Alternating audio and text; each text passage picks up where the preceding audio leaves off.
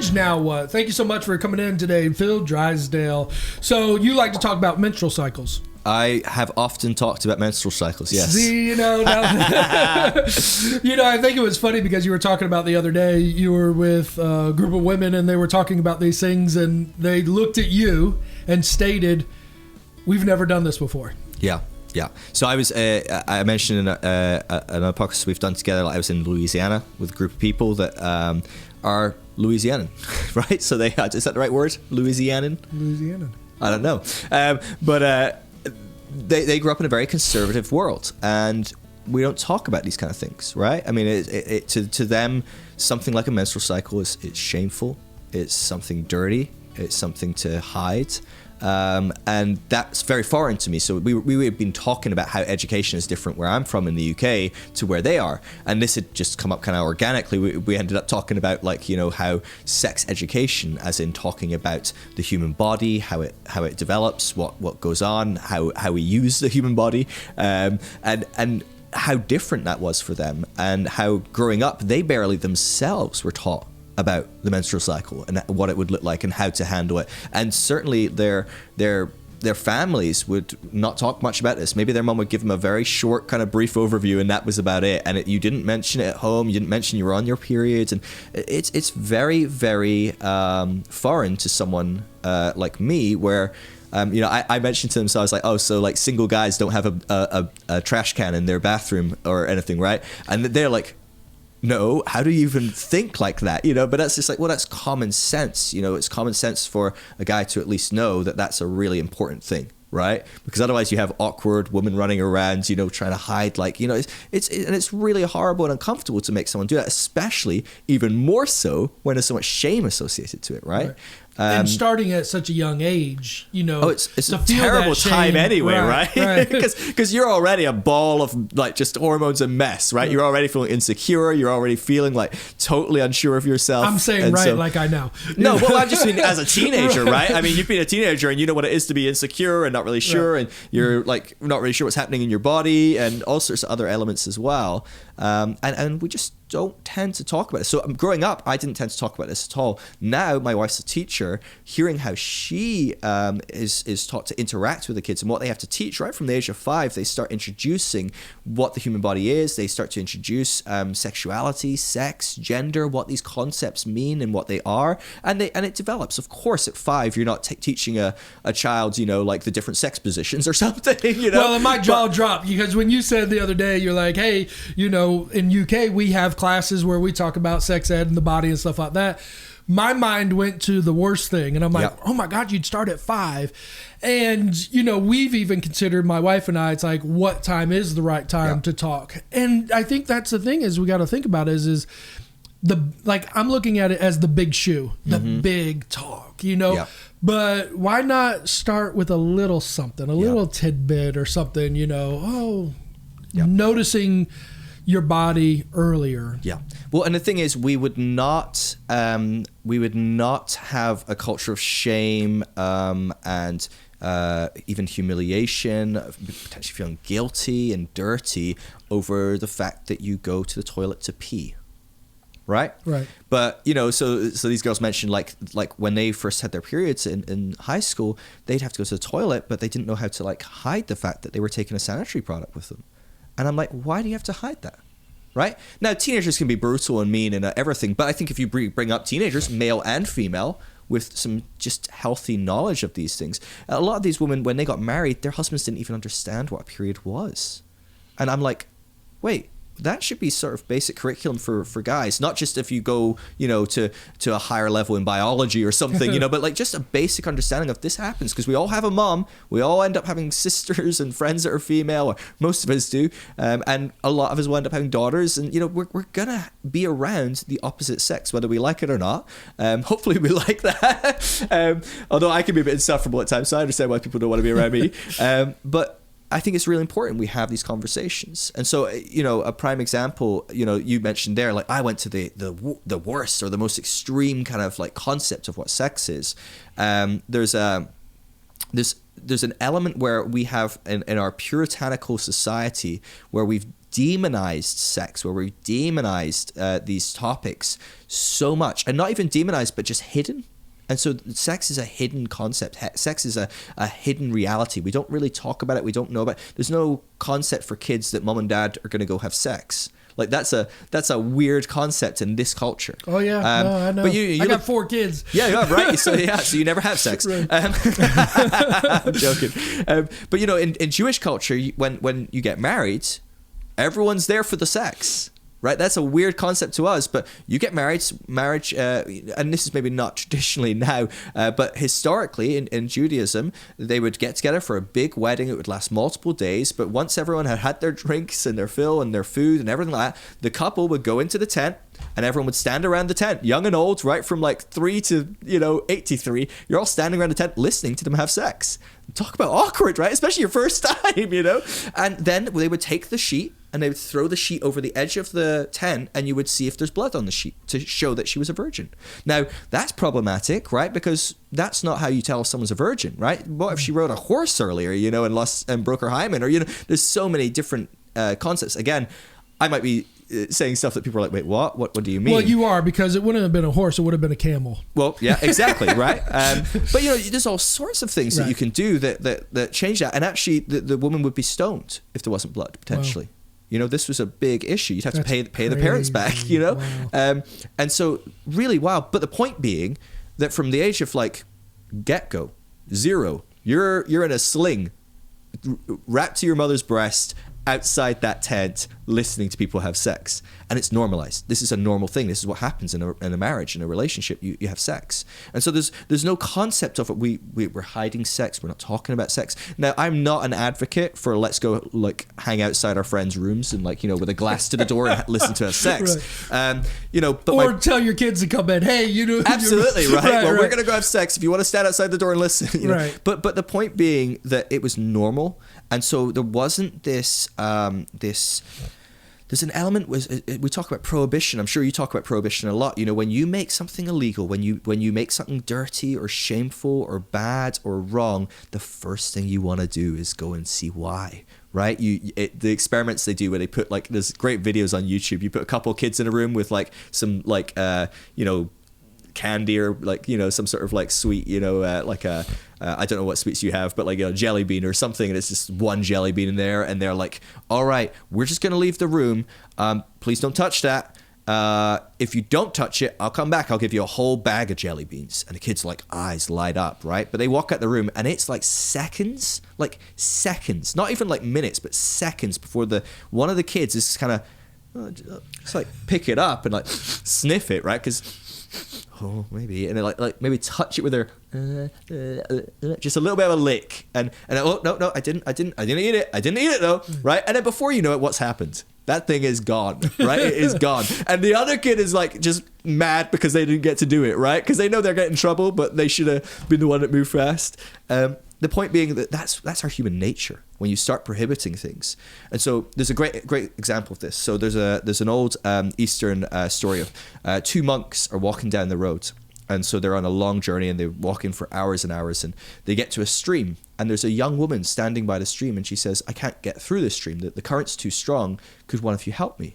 And so one of the monks just picks her up, throws her over his shoulder, and he crosses through the stream, pops her back down and says, all the best. And so the 2 monks continue walking along in silence. Maybe 2-3 hours goes by. And one of the monks kind of looks up to the other monk and he says, why did you pick up that woman? He said, we're not supposed to pick up women. We're not supposed to touch women. That's impure. And the other monk just responds, he says, you've been carrying that woman for 3 hours? I put her down ages ago. and this is the point. This is what we're doing with sex. There is not a Christian in this country that is not absolutely sex crazy because we prohibit it so much and we make it such a puritanical, hidden, dirty, shameful thing. And we do it with our kids, and we do it with our youth groups, and we do it with our congregations. And then what happens is when you get married, we're suddenly supposed to flip a switch and it becomes a beautiful, pure, sanctified thing. And it does not work like that at all. It doesn't work at all like that. In fact, I deal with a lot of young couples and different people that are going through issues. And I recently talked to a sexologist whose one job is working in therapy with young couples. And she said that there's a shift in young couples in America. She's been doing it for about 30, 40 years. And she says there's a shift that happens. And she couldn't believe it, where young couples suddenly started coming to her with so much shame, a whole nother level of shame. They couldn't enjoy sex because they were so racked with shame and guilt. After marriage.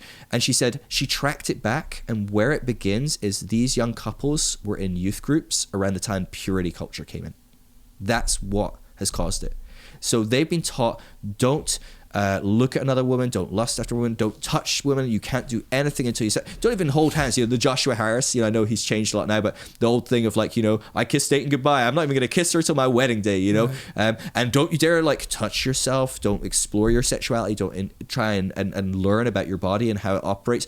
All of that is all shameful. And so what you have, right, because when you prohibit stuff, what happens, right? We break a male and a female youth group up. Right, the females go off and learn about it's okay to be single, and and you keep pursuing God, and a right man will come, which is a lie, because there's 2 women for every 1 male in the church that are single. But we teach that because that's how we're dealing with that lie right now, which is not a healthy way. That's a really bad way to deal with that. But then the guys, what do they go and talk about? We know, porn. That's all they talk about. Man, I got broke into a male female group for like close to a decade, and all we ever talked about was like, well, did you masturbate this week? How are you doing with your addictions? How are you doing? And I'm like, I'm gonna hold you accountable. Every single person in that thing is guilty of it, and then the people holding you accountable are guilty of it as well. It's just like a big system.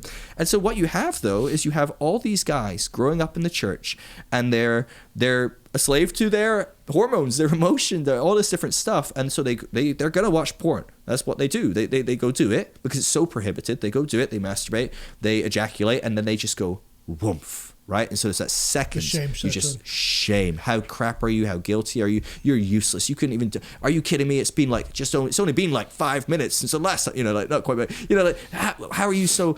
And so what happens is they go through that cycle for years. They finally get married. They have sex, and that's great. That's the best 11 seconds of their life, right? But what happens after they come? Shame hits like a brick house.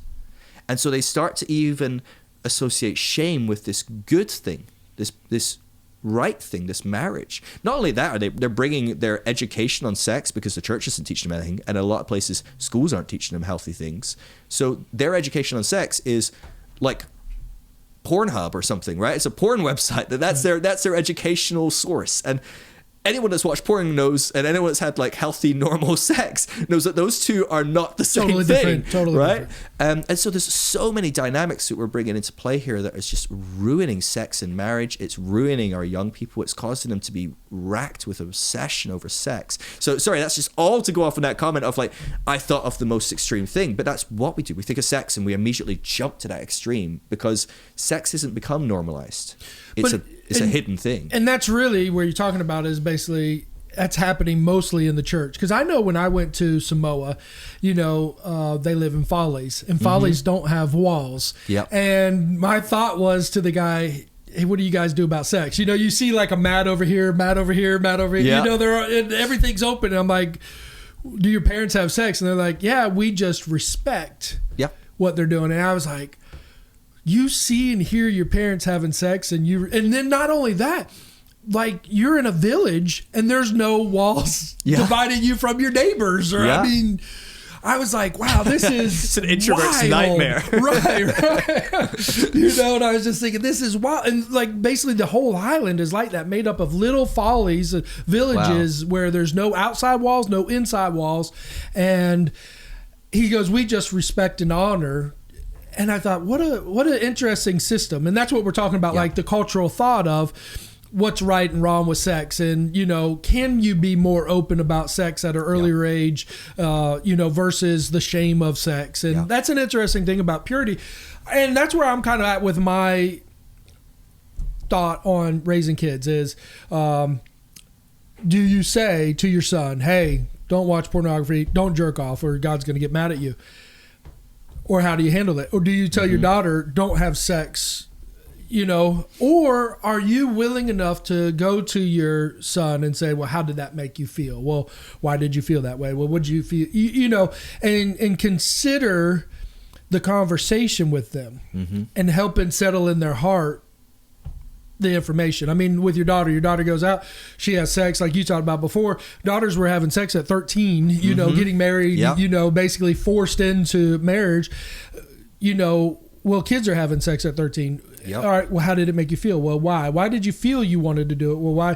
How did you feel after it? How did he make you feel? Do you think this is a long-lasting thing? Like, when will we be able to go through all of the questions openly and honestly without feeling the, I can't believe you. Yeah. And I think that's kind of where it is if we want our kids to stop doing the things that we want them to stop doing, we have to then step up into the communication. You had a great fact about parents who talk to their kids. Go into that. So it was actually the same sexologist. So this is a woman called Dr. Tina Shermer Sellers, really worth checking out. She has a book called Sex, God and the Conservative Church. And she's got great resources out there, and she does marriage therapy, and she does all sorts of work with young teenagers, young adults and stuff. So really great person to go check out anyway. But when I was talking with her, she was saying that they've done long-term studies on what keeps families close. What causes a family to stay tight-knit, and what causes families to kind of grow apart. And there's a whole host of different things. But one of the things they found out was long-term, if you want to find out what's going to make it most likely for your kids to stay close to you when they're adults. So it's not just throughout their childhood. That's a struggle enough, right? But many kids, they leave home and they're like, man, I go home for Thanksgiving, but I am not close to my family. I don't look forward to Thanksgiving, And she's like, the adult children that stay close to their parents consider their friendship, their relationship with their parents as friendship. They see their parents as close friends. And obviously still mom and dad, right? I'm not saying like they're just like, yeah, that's just my buddy, mom. Like, but they see them really closely and value them and are open with them and so on.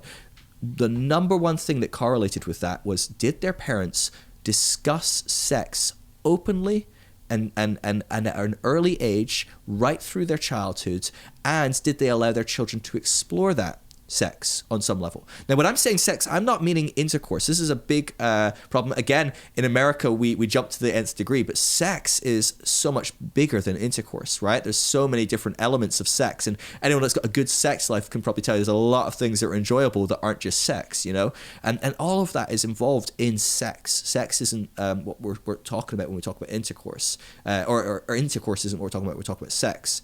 Intercourse is a part of sex, but there's a lot of other elements to sex. And so she's saying allowing children to understand themselves, explore that, figure out what it is, figure out when they turn 12, 13, they start getting erections every 4 minutes, right? I don't know about you, remember what that was like. I remember what that was like. I'm seeing it now with my son, right? There you go, right? And I'm sure he's really glad that you just said that. Right. You're welcome. Sorry, man.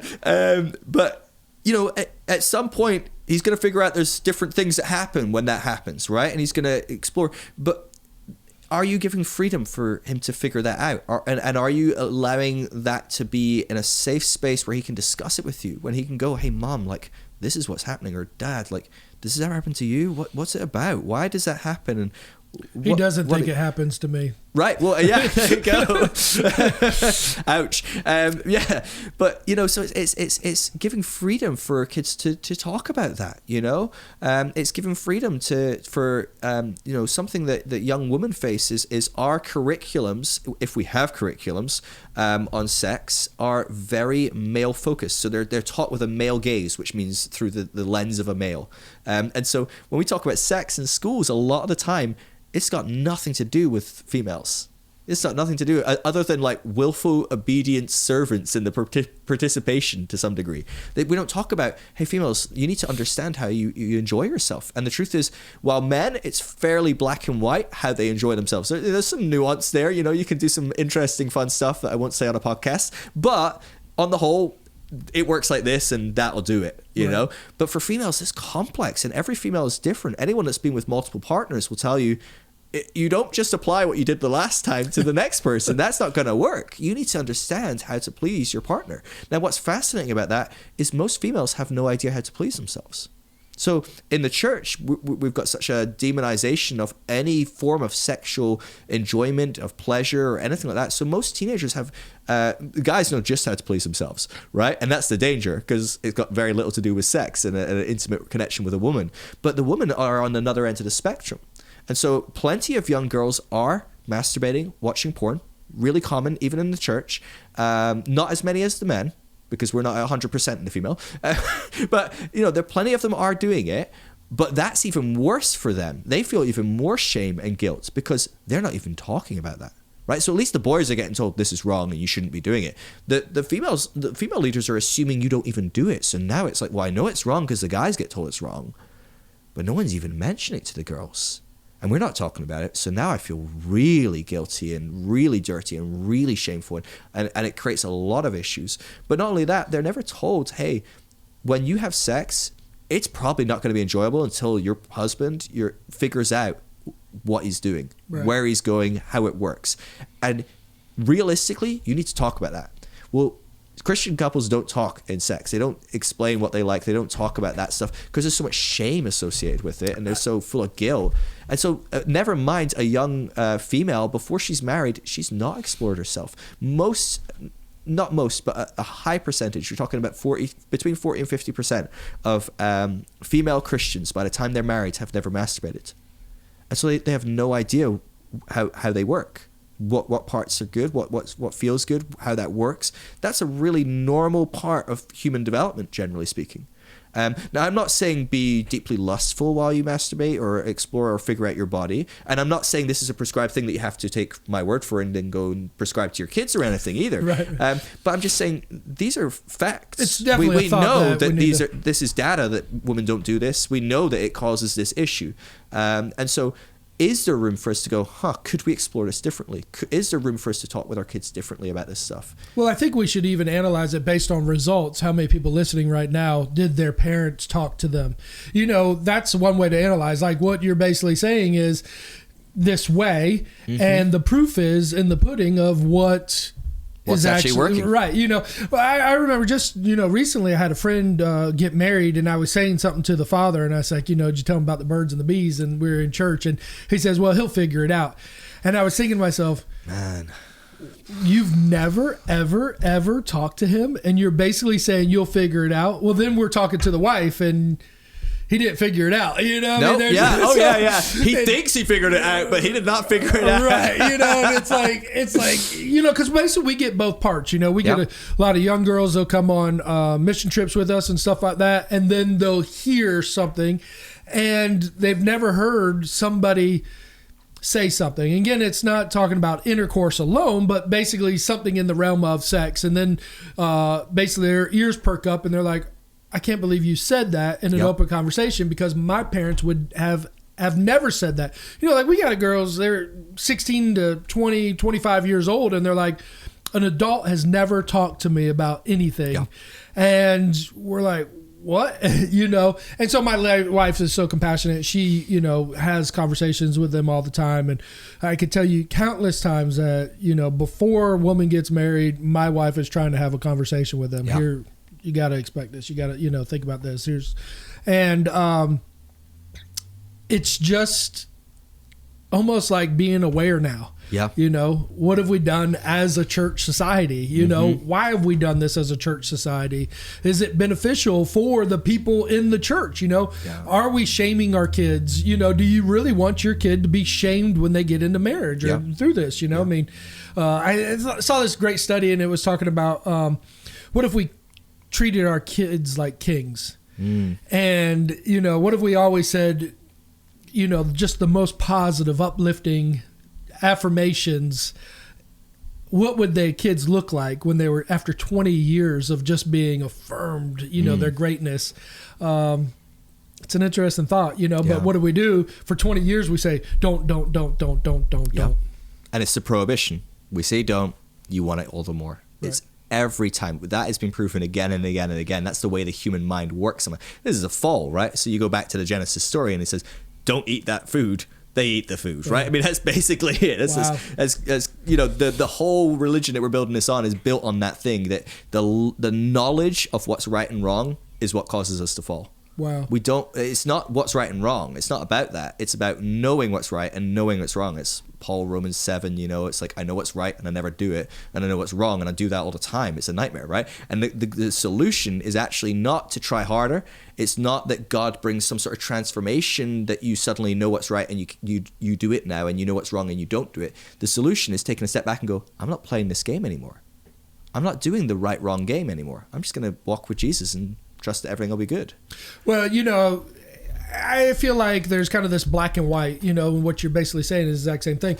I used to analyze and say, okay, for somebody to be a Christian, what right things do they do? Well, they don't smoke, they don't cuss, they read their Bible, they go to church, they're gay.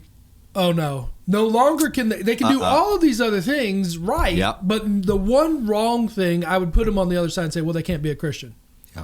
I'm being vulnerable by me saying that statement. I know how many people today listening, do you kind of analyze people through that right and wrong? Yeah. And does the list have to be all rights on one side to confirm somebody as a Christian, or could they have one or two or three, yep. And what's or the tipping 10 things point, on right? the other? At what point does it suddenly go, oh no, that's too much? Right. You've done I was willing to let you smoke a bit, but now you drink as well, and it's that much, right. Or you drink, oh, that's okay, I don't mind you drinking, but you had 5 beers or whatever, right? Whatever but we've got some point where we're suddenly like, oh, dude, you're just a bad Christian. Can't be Christian. Yeah, or you go from like good Christian to bad Christian to like, no, you're done. You're right. Right. I think as well though, it's interesting because some people will hear this and go, we need to make sure we keep people pure and whatever. But even things like, so let me give you this stat that came from the same study, that the parents that talked about their sex and allowed their kids to explore sex, their children on the whole, so averaged out, lost their virginity 2 years later than parents that didn't talk about sex growing up. And so that for me, that's not a goal for my child. I don't have that goal personally. You can judge me however you like on that one, listening along. But for a lot of Christian parents, that's the goal. It's my gosh, it's like, if we can just keep you quote unquote pure, as far as possible. How we perceive purity, which again, talking about our other podcasts that we did about marriage and history and how things had developed and how females were property and they had to be, bought, and they would be a power element, and it was to secure certain lineages and heritages and stuff. So much of that purity concept, that virginity concept, is linked to knowing that that child is mine, knowing that is my lineage and all of that. So how much the Bible actually says about not having sex before marriage, I can tell you as someone that studied the Bible extensively, it never mentions it. Never. Not once. Now, there's lots that you can imply that could mean that. But as soon as you read it in the context, it's built in a culture, right? It's built in a culture where that's why. The primary reason is, and that's why we stone people, right? So that's why when they throw the cloth over the bed sheet over the tent and it doesn't have blood, we stone you because you've been unfaithful, right? Never mind if you just rode a camel, right? But you've been unfaithful. You've slept with someone else. So now we don't know if anything you bring forth will be my child. So there we go. You're done. And it literally is, this is your value. And the reason that this is so ingrained in our society, and we can see it so ingrained in our society, is just look at how Christians deal with women and men that have lost their virginity. Men, quick prayer and you're good. Honestly. I mean, you are treated differently, and maybe you'll find it slightly harder getting a girlfriend. Maybe some will go, oh, well, he had someone in the past, but that's different. He's changed, there is a very significant shift. Anyone knows you've lost your virginity as a female in the church, and you are a pariah. You're a whore. You are it's disgusting. It's right. Absolutely, but it is linked to this, and we can see it being linked to this because of how we treat men and women completely different in the regard. Well, and I wonder if it's even to the point that we need to challenge ourselves that if we don't value women as a whole, as husband and wives, are we not even allowing to value our daughters? And the reason is if we make them valuable and important in that it's their decision to be able to say yes or to say no, and we start, asking them, what do you think? And I think once we give them that respect, that puts value on them instead of just basically don't do that or you're going to be this, or, like as soon as we start valuing our wives, we'll start valuing our daughters, and we'll start giving them more independence and more power. And then they will be better at this also. Yeah, 100%. And I think, I think that is it. It's about having healthy conversations and equipping people and encouraging people to know themselves, to know their autonomy, their individuality, their own ability to make their own decisions and to grow and to know themselves. And those types of people are going to, in the face of a pressuring situation, say, "I'm good, no thanks."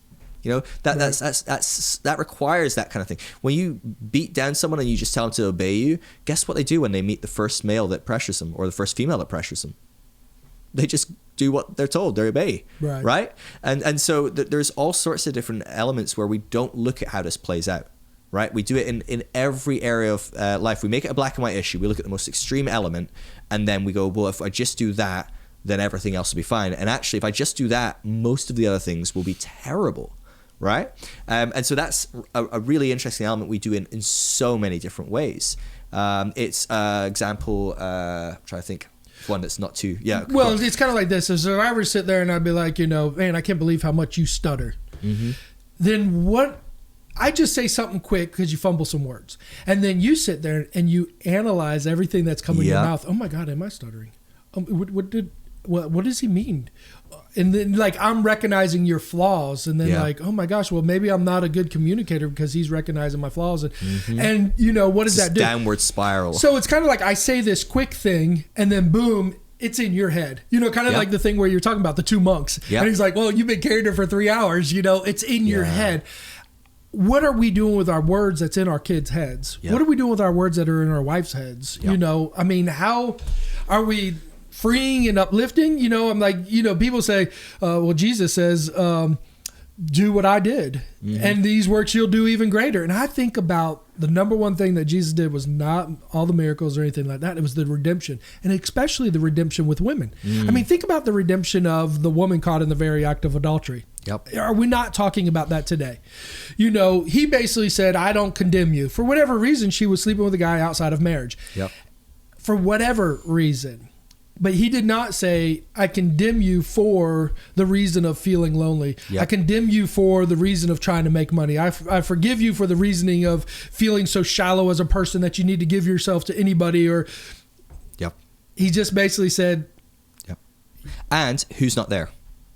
The man. Yes. And this is it. Again, it's the dynamic. So again, what is wrong with sleeping with someone outside of marriage? Oh, it's not about the guy committing adultery, even though that in Jewish law is wrong. They don't really care. We know this. We know that Jewish men constantly had other partners, slept outside of marriage. Even the story where the guy slept with his daughter-in-law. I mean, it gets messy, really messy. And so it's crazy, absolutely crazy. But the point is, we don't care because you're not property being sullied. But this is property being sullied. This is property and it belongs to someone, and so again, do we know any females today? Hopefully not. The answer is going to be that are property.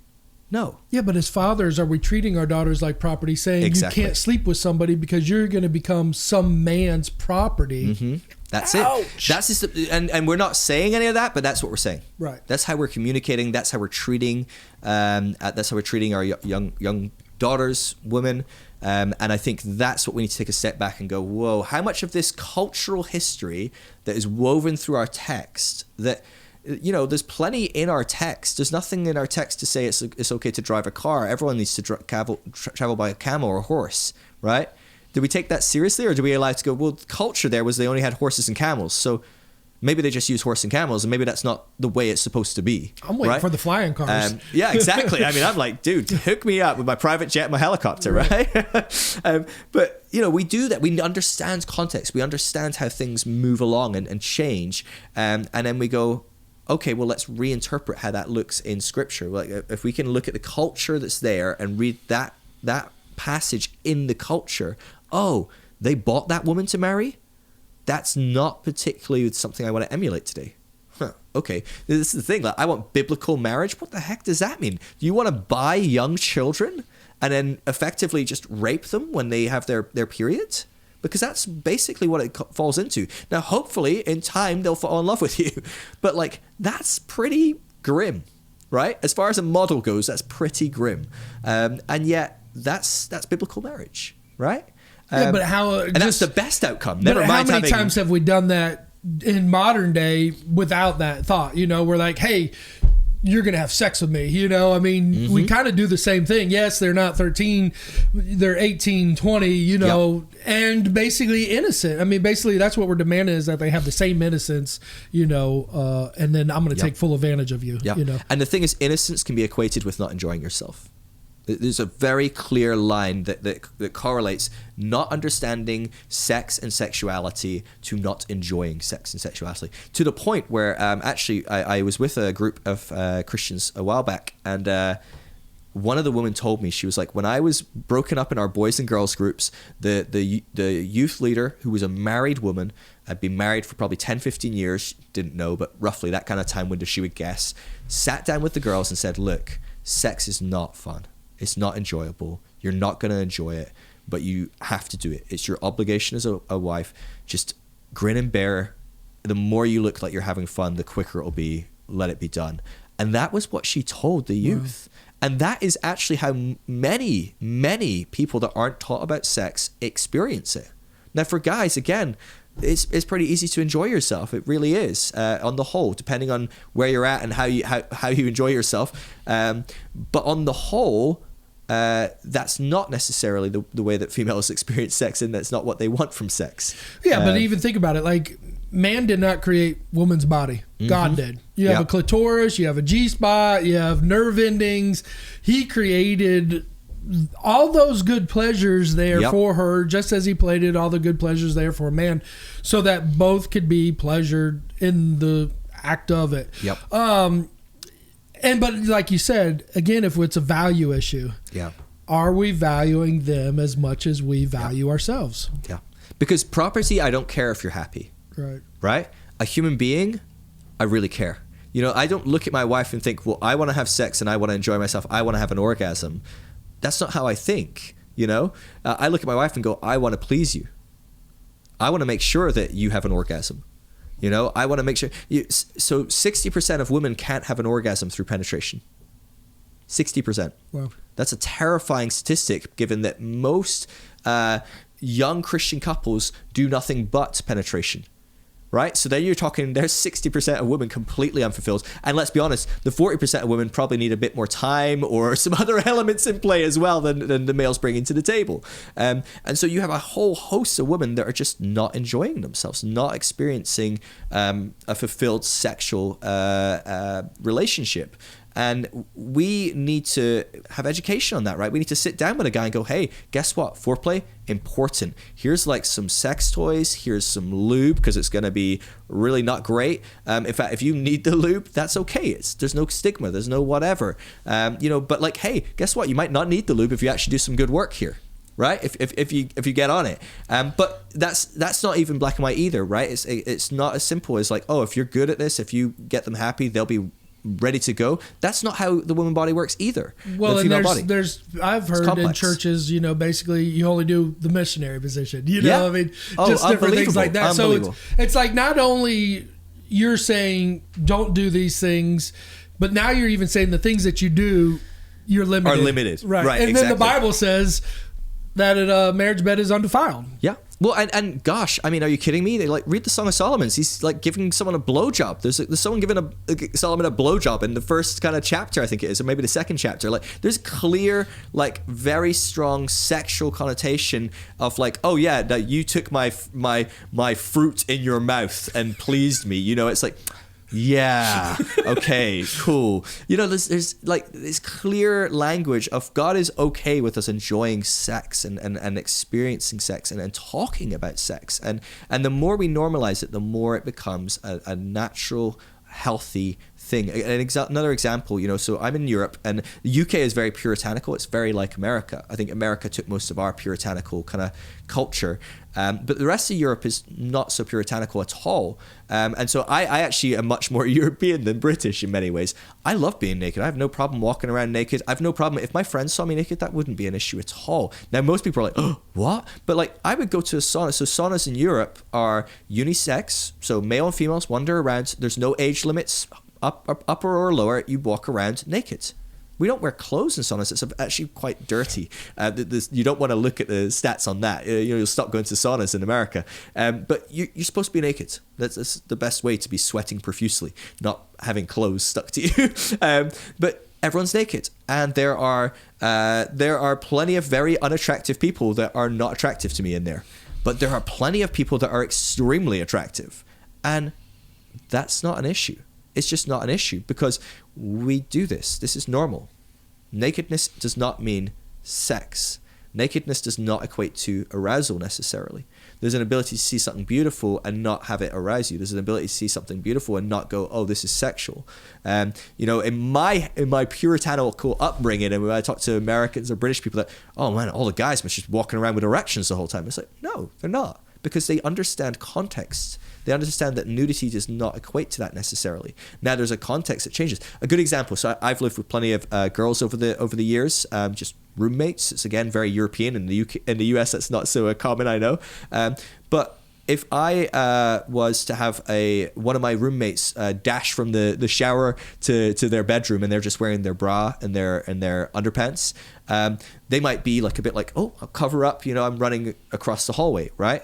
But if I was standing on the beach with them and they're wearing a bikini, it's perfectly normal. They're standing there and chatting away.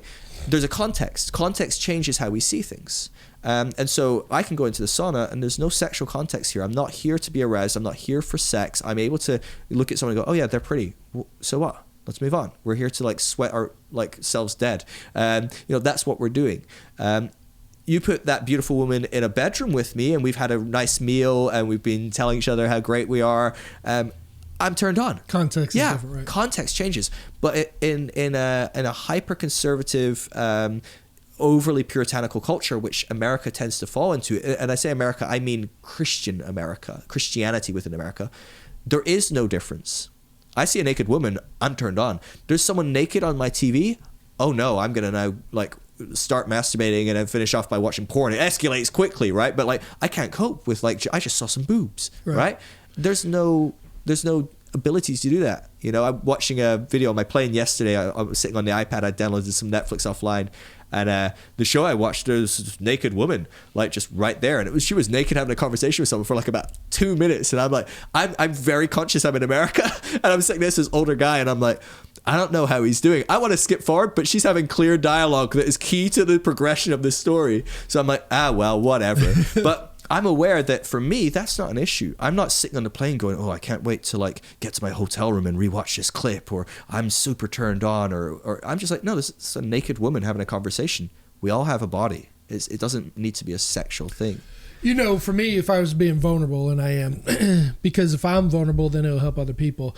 I remember just looking back on times where, you see a girl and there's cleavage. Yeah. And it's like, oh, cover that up. Mm-hmm. Well, obviously I like what I see, but then instantaneously I'm like, cover that up. Yep. And it's like, I like, but now I've shamed you, instead of me being shamed for looking, I shame you for showing. And like I've done that with girls in short shorts and low cut shirts and stuff like that. And now it's kind of like I'm going back and I'm analyzing, what my behavior was like in the church, because these were kind of church settings and stuff like that. So yeah, it is interesting because if I look at myself for the like of looking and then I shame, how often are we doing that in with our kids or with our wives, or I've even done it with my wife where I'm like, ooh, that's a short dress, and she's like, well, I'm doing it for you, and I'm like, interesting.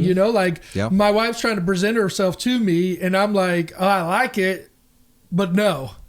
Wow. And it's not just shaming the other, which is a huge issue, really huge issue, because that's a projection.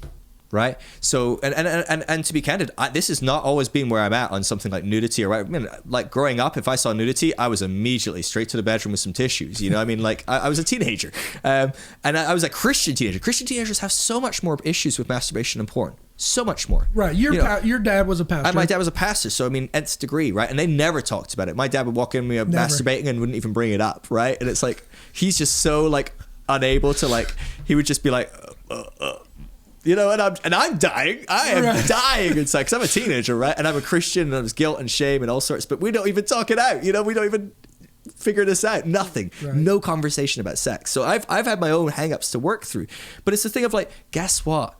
You're a male. So, okay, and I'm not saying there's different sexualities, but as a heterosexual male, if I see someone's cleavage, I'm going to go, wow, I like that. That's good. It looks good. Generally speaking, right. I don't know. You might have hideous cleavage. I don't know, but I've seen some bad cleavage too. I'm gonna pause and see it, right? In the same way that your wife is gonna pause and see a stunning, handsome man walk down the street, right?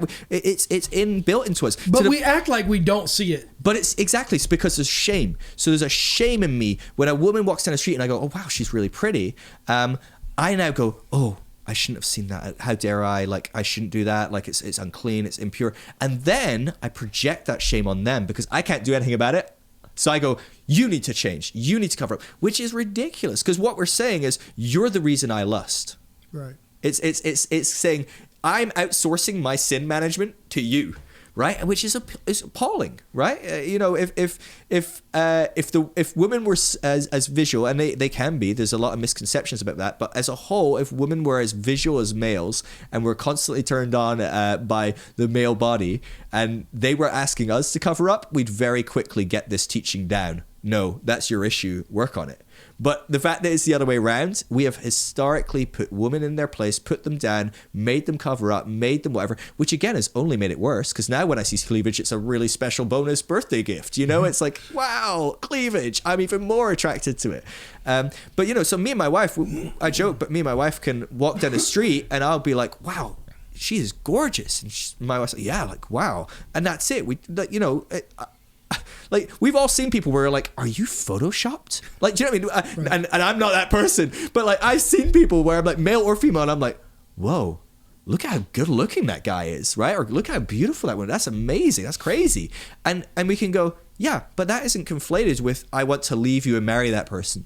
Right? Because let's face it, they probably wouldn't want to marry you anyway, right? But like, even if they did, it's like, no, I'm committed to you. I love you. There's a lot more context around what it is to be in love with you than just you look pretty. And let's face it, even at our best, we are not the most beautiful person in the world, right? 7 billion people on the planet, guaranteed there's a few 100 million people more attractive than me. You know, that's just the way it works. And it would be true of my wife. My wife would say the same. Of course, I'm not the most beautiful woman in the world. Are you kidding? Like, of course not. Now, my wife is insanely hot, like wildly so, but she's not the most beautiful woman in the world, probably. I mean, how we quantify beauty anyway is subjective and changes based on attraction and likes and cultural kind of context. But the point being, we can't conflate, oh, is that person pretty? Do I find them pretty? With like, oh, that's what drives my sex. That's what drives my commitment to someone. Or marriage, that's ridiculous. Right. You have to let go of that. Like I've even seen good looking guys. I'm like, man, that guy's good looking. Oh, you know, absolutely. But I can't say that to everybody. But it's not like, oh, I want to go into a homosexual action with this guy. You know, maybe Jude Law, but I mean, outside of that, no. Right. You know, that's what I'm saying. Like, I mean, why can't we say that guy's good looking, that girl's good looking, and not feel the threat of society of saying you're going to leave your wife and now have an affair. It's just because once you get to that place, what happens when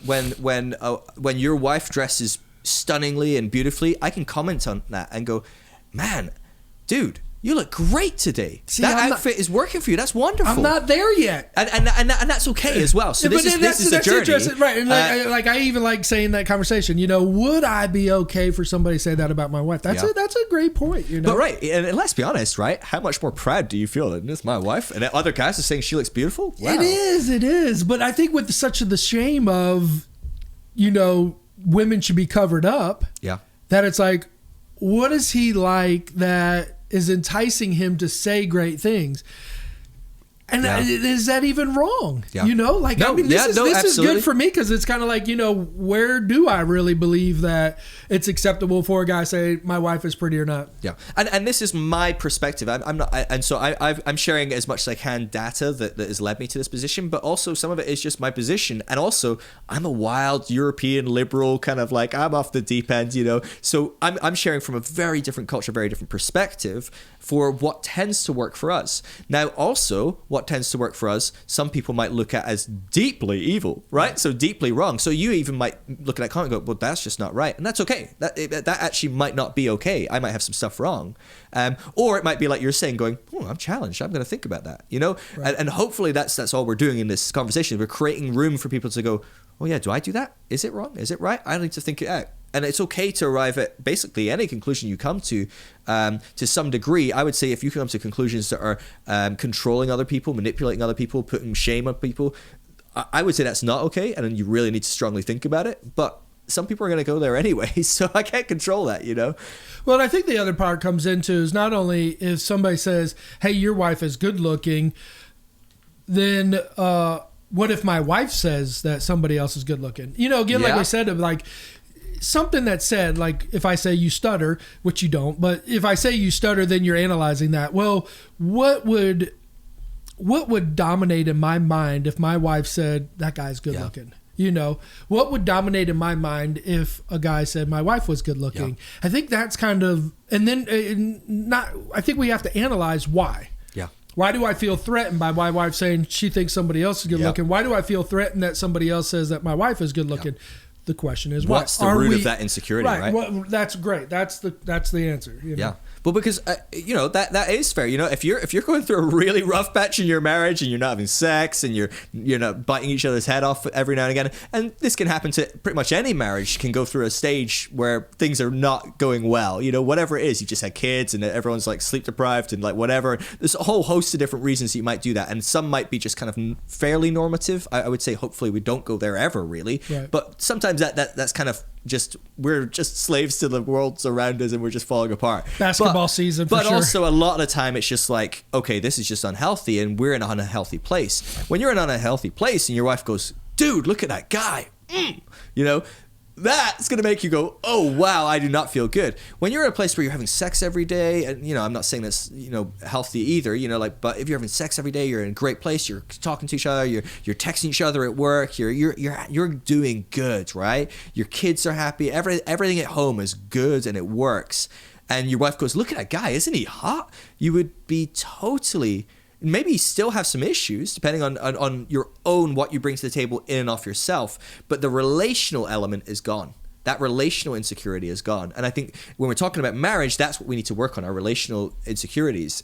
We need to do that together. That's something we can only do together. My individual insecurity, right? So my own stuff of like, I'm not worth something, or maybe I don't look that good, or, you know, whatever. Maybe you look better than that guy, but she's just like, wow, he's a really good guy, or whatever, right? Or like, look at that guy's jaw. Like, has anyone had a jaw like that? That is like jaw line, you know, like it's like flip me, and that's like 90 degrees, you know, like, that you're not going to necessarily go, oh, that's, you mean you don't like me, or you wish I had a jaw that was like, what my 87 degree jaw isn't good enough, you know. But whatever that is, there's an element that's worked on together, and there's an element that's worked on our own. But I think it's rooted in insecurity, right? It's built in fear. I mean, we should never live making decisions based in fear. And when my wife saying, oh, look at that guy or girl, they're good looking, if I have fear that she's suddenly going to run off to, you know, join the circus with them or something, that's not a good place to suddenly make decisions, because the decisions I make are, you're not going outside anymore. I'm going to put blinkers on so you can't see anything. You know, like whatever. We're not going out with your friends. We're not hanging out with that. You can't be friends with that guy anymore. You know, and so, again, this is a prime example. Like in our culture in Europe, it's really common for guys to have girlfriends and girls to have guy friends and hang out with them one-on-one, and a good portion of the girls I'm very close with are beautiful, really, really beautiful.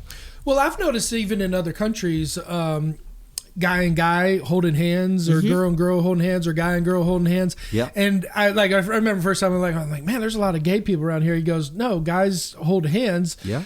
they're not being sexual. They're just close friends. Yeah. And like, it took me a while to kind of conceptualize that. And then it's like, when David says, well, him and Jonathan had a love greater than a woman. It's like, whoa, and so why not? If two guys can hold hands and just be at friends, or a guy and a girl hold hands and be at friends, I think we put so much shame on sex and holding hands and, PDA and stuff like that, that it's like only a man who's married to his woman should hold hands, or, because basically we look at it as like a commitment signal.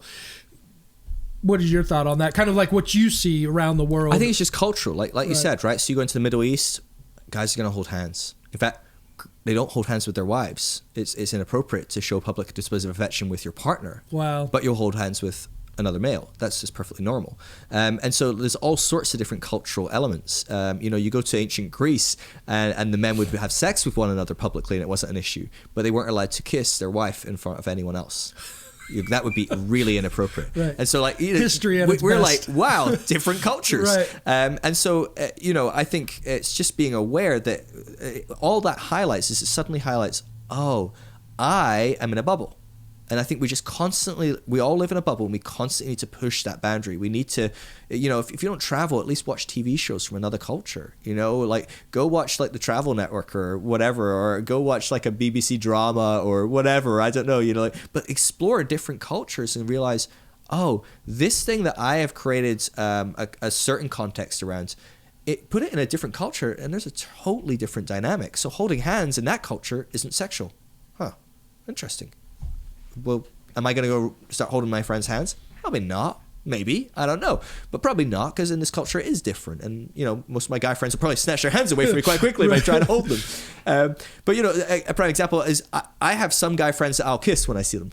I'll kiss them on the cheek a couple of times. Like, I love these guys, and they're from cultures where it's a bit more normal. I love it. I'm a very touchy-feely, huggy, met your wife last night, and she's like, oh, I don't know, you're British. I don't know if you're a hugger. And I'm a hugger. Give me a hug. Well, right. And some Britons we made that, their hands they would off. be like, oh, right. This makes me feel uncomfortable. And so it's understanding that there's cultural elements there, And so I'm aware of that in the UK as well. I'm not going to hug someone that I'm picking up a vibe, oh, they come in a room and they handshake everyone. I'm like, I'm not going to go in and bear hug them. I'm going to be like, oh, this is where you're at here. Have a handshake. I'm certainly not going to go and kiss them on the cheek. Right. But then I see, someone come in the room and kiss people on the cheek. I'm like, oh, that's how you say hi. I'm really okay with that. I am not suddenly going to turn into a homosexual because I touch my lips on someone's cheek. Heck, I eat all sorts of things. I drink things. I kiss my wife. This isn't going to change anything. Right. And so I think it's just being aware that these different cultures approach things. You turn on German TV and you watch a shower commercial. I'm selling all these showers. Mostly shampoo, conditioner commercial or body wash commercial. It's going to be a naked woman or a naked guy, and they're going to be lathering up their boobs. They're going to be like lathering up their butt, and you're going to see it. Right. And it's not sexual because that's what you do in the shower.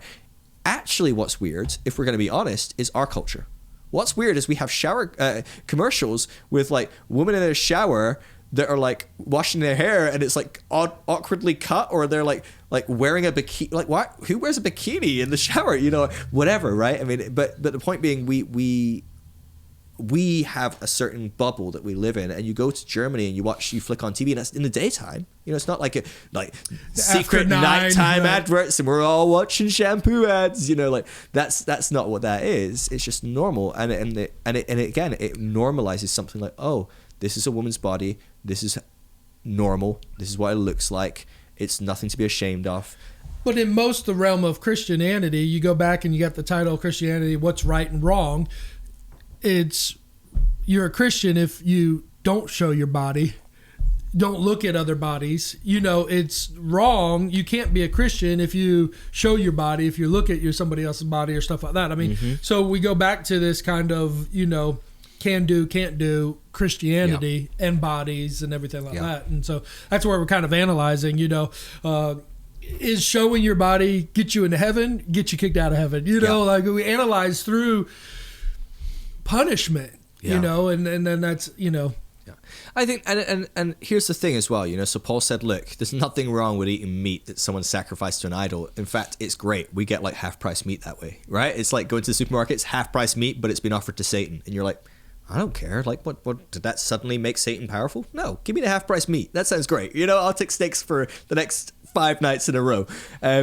That's what Paul's saying there. He's like, there's nothing wrong with this. Who cares? Like, this, we think those gods exist. Right. You think this meat burns You're to whatever. what they were sacrificing. So he does it, right. and he's like, great, screw it. You know, let's eat it. Let's eat it. Let's get some free cheap meat or whatever. But he's like, but there's some Jews kicking around that are like really like touchy over this, right? They are scared of the other gods, right? They're more polytheistic than monotheistic, really. They're scared of meat sacrificed to idols. Right. And so when you're around them, maybe don't go to the idol market where you buy your meat, you know, like maybe just buy the you know, the grass-fed organic meat, you know. It's going to cost you more. Just cut it a bit, fill it out with veg or something, you know, vegetables.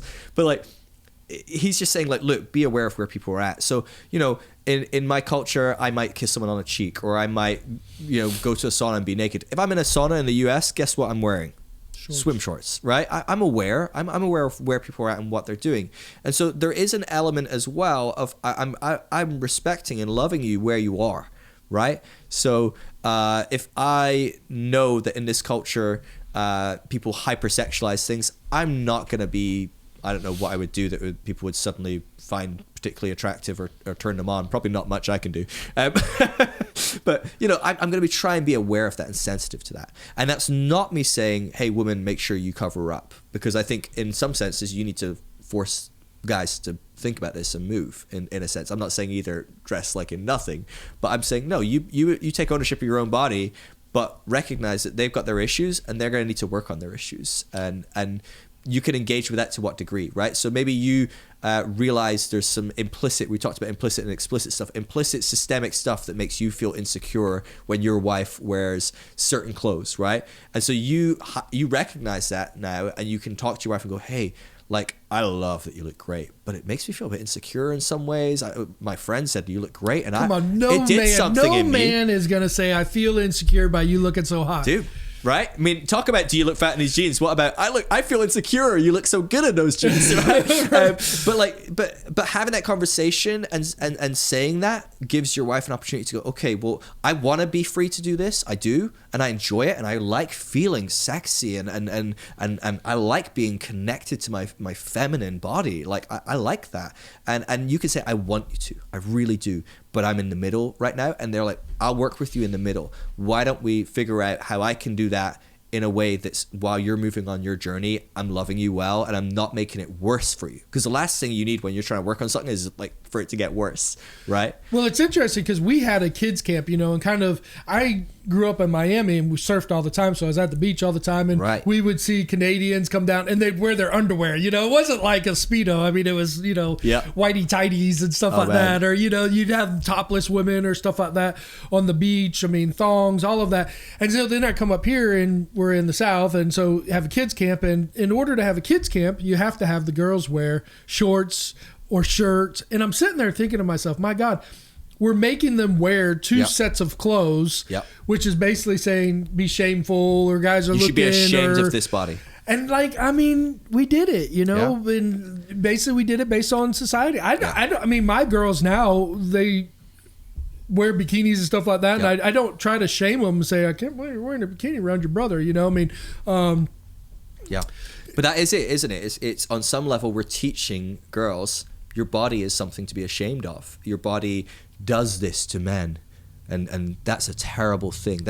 Your body causes sin, is what we basically say. And if we're rooting it right down, and I've talked to girls, that's how they perceive it. They are hearing, my body causes men to sin, so I better cover this up. I better be careful. I'm responsible if they do it, right? I mean, how often a young girl's raped and we go, well, what are you wearing? I mean, what a disgusting question. A woman should be able to walk down the street naked and no one rapes her. Even if she's naked and someone rapes her, that's the rapist's fault.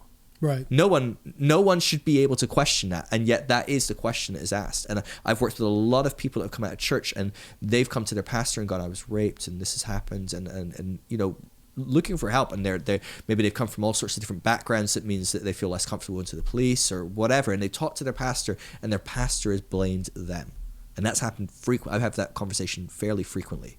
And I work with a lot of people that are coming out of church, and so for various reasons, and that's probably why I speak to more people like that than most people. Well, and I think it's great because you even show yourself to study. Like you said, basically you contacted that lady and you're trying to learn the statistics, what people are going through, what are some truths and stuff like that. And that's what I love so much about you is it's not this singular idea, but you're like, how can I gather more information? Yep. How can I be well-rounded, especially in what you're telling people, and what you're telling people is not, I demand that you have to do this. I demand that you have to do X, Y, Z. You're basically saying you can do X, you can do Y, you can do Z, you can do X and Y, you leave Z alone, you can do Z and Y. You're basically giving people options through grace of Jesus Christ that your doctrine can look different than mine, but here's the information that I know or learned, here's the information of the world. Here's the information based on history. Here's, these truths, accept them how you want. Yeah. Anyone can hold a black and white position. That's totally okay. I have no problem with that. And I'm very black and white in some areas of my life, but we have to be honest and recognize that on the whole, life is quite great and there are different ways to see things, so the whole, the Bible says it, that settles it, no, very rarely does the Bible say anything so clearly, right? So even in this podcast and the one before, we've talked about things that the Bible said, but when we look at context, it's like, oh, well, it probably isn't saying that to me still. Or, oh, actually it said that in that one passage, but in another passage it seems to say something different. And so we have to, the goal is to educate ourselves on the different possibilities and then make a spirit led, prayerful, thoughtful, intelligent decision based on what we've filled. And so I don't mind even if people hold the same position, but at least hold it without ignorance.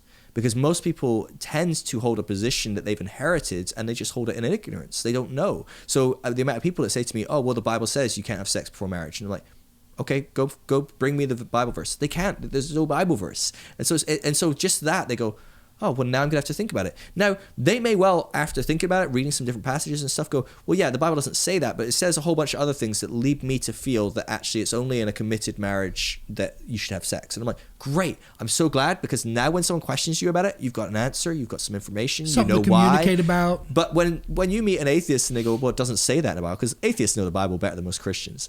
An atheist says, well, it doesn't say it in the Bible, and you're left, because if that was your only reason, it's a lie. Well, you skip and you go from Bible to what my pastor says. Exactly. And then my youth pastor says, I read a book that said I needed to be pure. Right. Yeah. And that's what the pastor's generally doing. Very few pastors are theologians. Very few. Most pastors are trained in a seminary, which is a specific doctrinal background, and they teach you what that doctrine, that denomination and that doctrine is and believes, and they further it. But they're doing good work. Right? Pastors don't have time to sit and read big theological tomes. They're visiting people in hospital. They're helping marriages that are falling apart. They're running youth clubs over the summer. Pastors are doing the work, and so they don't have time to tell you the ins and outs of the theological implications of something, or what the 8 different views are and why they've chose their one. They're telling you their one because that's what their seminary taught them is the way it is. And so most pastors, especially in this country where their background is in a seminary, I have nothing against seminary as long as we recognize that seminary is not something that teaches you to intellectually pursue truth. It's something that tells you what the truth is. Well, and you and I both went to seminary, so different ones, but we both went, so we understand this process. We're not talking against that process of going to seminary or anything like that. We understand exactly where you are and why you're going to seminary. And it's so helpful. Right. There's loads of great 100%. Stuff in there. There's pastoral courses, there's missionary courses, there's counseling courses. There's great stuff in there. So it's not, and actually a lot of that doctrine is true anyway, right? So you don't need to know the ins and outs of it. You're kind of taught enough to go, all right, well, I can teach this now, and I know roughly what we believe. But say you go to study in a university, that's not their goal. Their goal is not to tell you what you need to believe. Their goal is to give you information and let you make a decision, right? And so they don't care if you come to a completely different conclusion. The lecturer doesn't care if you believe a different thing from them, as long as you can articulate it. as long as you can show what the different beliefs are and why you've chosen this belief and how it's based in evidence and fact. And so it's a totally different approach. And very few pastors have done that. So when you go to a pastor and say, why can't we have sex before marriage? They're not going to give you the 23 different views and how they were formed and the history and the context and then why they believe you can't have sex before marriage. They're going to default to the, that's just the way it is, or it doesn't please God I was taught and you're that, going to hell. Exactly. Yeah. Right. It's nice and simple. We'll bring some fear into it. Right. That's why. So it's just very different, very different disciplines. And so we shouldn't shame people for not knowing any different. But if we want to hold to these views so dogmatically, I think we owe it, especially when it's causing people's lives to be directly affected heavily. We owe it to those people that we love to educate ourselves and to make a more informed decision, even if it's going to lead us down the same path. Plenty of things I've studied out, I believe exactly what I believed before. Well, it's interesting for like me on grace. I give you the grace to believe the way you want. You give me the grace to believe the way I want. Mm-hmm. It says work out your salvation. It doesn't say you agree with my salvation. Yeah. It says you work out your salvation. Yeah. I think everyone should be working out their own salvation. And I think, if you've never listened to a podcast before about sex or marriage or, about what you should teach your kids or shouldn't teach your kids, you can use this as a guide, but this is not you have to do today. You take these thoughts and you talk to your spouse and you talk to your kids and you start making out your salvation and what it looks like best for you based on the information that you've gathered. That's what we want. That's why we're having these podcasts and these conversations, because if you're like us, a lot of people around don't talk about sex, Yeah. And so we're basically giving you the information through this podcast to be able to learn and challenge yourselves and think differently about where you've been, where you want to be, where you're going. Have you been in bondage, or do you feel free? Do you feel liberated? And even if you do, is there a way for you to start a ministry where you talk to other people around you based on, like I said today, some of the things that have been vulnerable, my experiences, and can you share your truths and help somebody else in their life and their salvation through talking about sex and being accepted and open to what other people are going through from 12 years old to 60 years old. I mean, the whole scope of people have to have conversations, and I think we need to be more willing to hear other people's views of these conversations. Yeah. Closing thoughts? Talk about sex more. Talk about sexuality. Talk with your kids. Talk with your partner. Talk with your friends. And don't preach. Ask questions. I think that's the biggest thing. Like, presuming to know what other people think, especially the opposite sex, is a recipe for disaster. Asking questions, creating and fostering an environment of discussion. That's what we need. That's what we need in the church desperately. Really desperately. Go ahead and put all your information out there. Okay, yeah. So if you want to follow me, you can follow me on Instagram. I'm Phil Drysdale, PhilDrysdale. I'm on Facebook, Phil Drysdale Ministries, or you can check out my websites. I've got the Grace Course, or phildrysdale.com, thegracecourse.com, that is. The Grace Course has loads of videos on loads of different topics you can check out. Everything on there is free. Everything I do is free, so you're not going to have to worry about buying things. So, and please contact me, message me. I love to chat things through. I love to discuss things, and especially if you feel you're not safe, you're not in a safe place to talk about sex. If you want to explore some of this stuff and you don't feel that you can, please message me, chat to me on Instagram. I love to chat. I'll text you all day, honestly, and I want to help create room for people to explore these things, to understand their sexuality, to bring a healthier human to the table in our relationships. So yeah. Awesome. Thank you so much. Until next time.